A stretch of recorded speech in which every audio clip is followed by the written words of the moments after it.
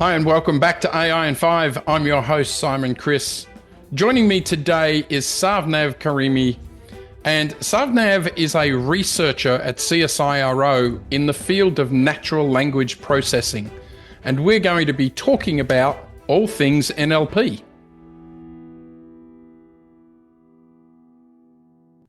Hi, Sarvnaz. Welcome to AI in 5. Thanks for joining us. Thanks for having me. No problem. We're going to jump right in. There's only 5 minutes. Now, we're going to talk about NLP, and I incorrectly made this assumption. The fields of NLP, NLU, NLG are kind of, I assumed, are all the same. But that's not the case, right? Could you briefly tell us the differences in those fields? I guess natural language processing, or NLP, covers quite a few subfields, and NLU, or natural language understanding, and NLG, natural language generations, are two subfields of NLP as far as I can. Okay. Are there other subfields too? Yeah, there's so much that covers NLP covers, right? And they are very connected. For example, text summarization is a subfield of NLP, and that is very relevant, like very interconnected with NLG as well. So you need to, if you want to summarize a text, you need to generate a text, and that is generation, NLU. Yeah, and I think a lot of people don't quite get that NLP isn't just spoken word. It isn't just speech. It's text, right? It's kind of what underpins a lot of the generative AI stuff. Well, whatever way that we communicate our language, and any language in the world, right? And not just English, and just emphasize that, because we often just focus on one language, but it's any ways that you can communicate your language, can be spoken, can be written. That's covered within NLP field. Yes. Okay, so the field of NLP has been around for 20 years, 30 years, right? Quite a while. Yeah. Do you feel like it's topped out, and that's moving on, or is the field continuing to grow? Like, what are you seeing?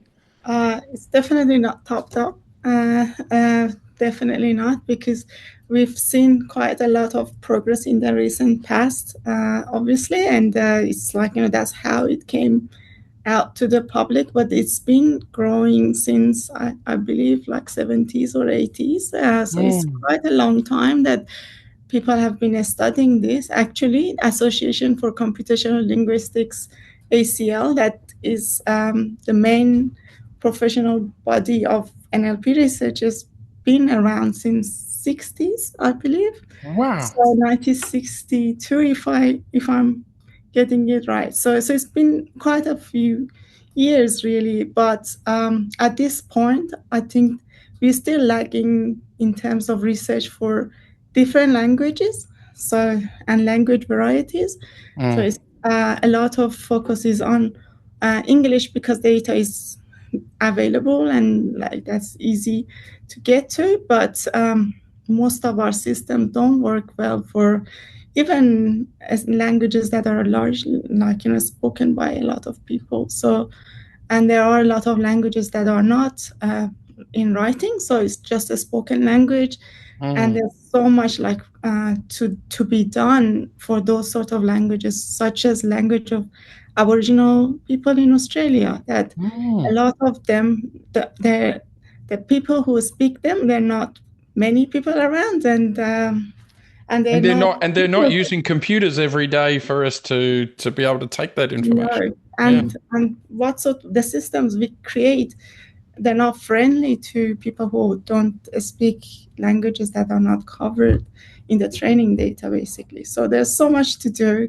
And also language is very much cultural. So a lot of things that we create, we just, overgeneralize, and we think it's there, but they're not, because maybe the same language is spoken in different geographical regions. The words may have different meanings to people, Yep. and that's not covered like in our training that Mm. we put into our Yeah, even system. that simple Parisian French versus Canadian French, that Exactly. that type of Yeah. stuff is often interesting. There's a big push at the moment for do away with the keyboard, just talk to your machines. Do you think that's something that's really going to push hard in the next couple of years? I think people are working more in that like dialogue based system, definitely. Like, and there's at least in the NLP community, there's a lot a lot of attention is given to it as well.